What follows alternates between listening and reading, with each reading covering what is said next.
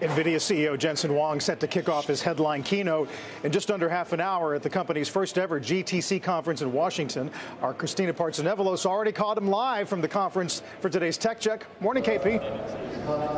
Hi, Carl. It's been very busy, and this is the fourth GTC here, and I definitely have to say the crowd is big, except a lot of them are just wearing more suits than what we've seen in the past. But the big question is, why the heck are we all in D.C.?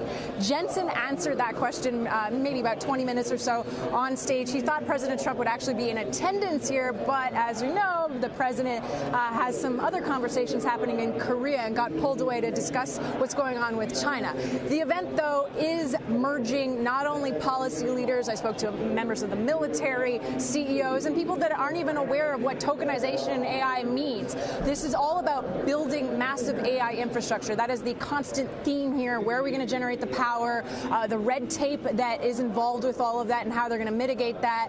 And one of the most important aspects, too, especially relevant to our network today, given all the other news with Amazon and Chegg, how our general population is not going to be displaced because of AI efficiencies. People don't want to hear that their job is going to be cut. So I asked Jensen just that. Here are his comments. We have labor shortages all over the world. If we had more workers, companies would make more money. If we were more productive, companies would make more money. When we make more money, we invest more money so that we hire more people. And so it's very likely that the companies that use AI first, that use robotics technology first, will be the most successful first, and they will end up hiring more people. You're going to lose your jobs not to somebody, not to a robot. You're going to lose your jobs to somebody who uses a robot. You're going to lose your jobs to somebody who uses AI. And as part of NVIDIA's lead up to Jensen's keynote, a topic that has come up again and again and again on these pregame panels has been powering AI and how to secure the energy needed to actually run their data centers. I was able to speak to Mike Intractor, the CEO of CoreWeave, about his company's power needs, because that constantly comes up when they're promising to build out, 1, 2, 3 megawatts of power across the country. How are they going to get the power? Listen to his comments.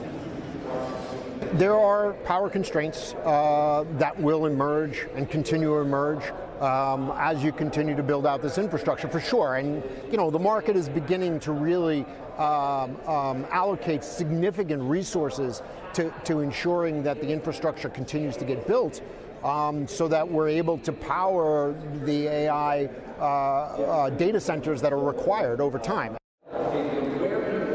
And so we're waiting for more news to come from the keynote, which is shortly. But one of the companies I want to mention right now is Nokia, because Nokia shares had been halted because of news that, yes, has been confirmed, a $1 billion investment from Nvidia into Nokia. We can assume that this has to do with 5G, 6G technology. More of these details will come through in the keynote, but you can see shares now up, not even 2% at the moment, but the news just hit the wire. And so that is a little takeaway. We're expecting a few more. Maybe if you read it off the panels, quantum's in there, maybe more about telecom, but those are some of the focuses along with power.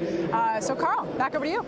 Yeah, Christina, I think the other interesting element about it being in D.C. is that Jensen has had to become kind of a politician, right? He's having to reassure the China hawks on China. He's having to reassure the markets on circular revenue, and now he's having to reassure the public on their job.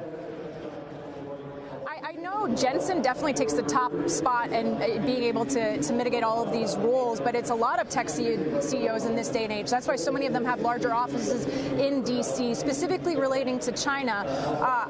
I know some sell-side research was anticipating maybe some comments around China. Will that revenue come back? Will the government provide the green light? We know that NVIDIA went from a huge portion of their sales going to China to now practically zero because of all the export controls. My assumption is that today we probably will not hear anything about any licenses being granted for other Blackwell iterations, because he doesn't want to front run the conversations that the president is having with President Xi. So that is just something to keep in mind, that people are trading on GTC solely for maybe the China market reopening. But yeah, to your point, Carl, 100%. He has to wear many, many hats. And he went, sorry, Carl, last year I asked Jensen, did you get an invite to Mar-a-Lago? And he said he never got an flight. And now we know that if he can just text the President of the United States and say, no, don't go into San Francisco, we can tell that his lobbying efforts have really changed over the last little while. Yeah, I think in some ways Mar-a-Lago comes to him now. Christina, thank you. Look forward to tomorrow as well. Christina Partsinevelos.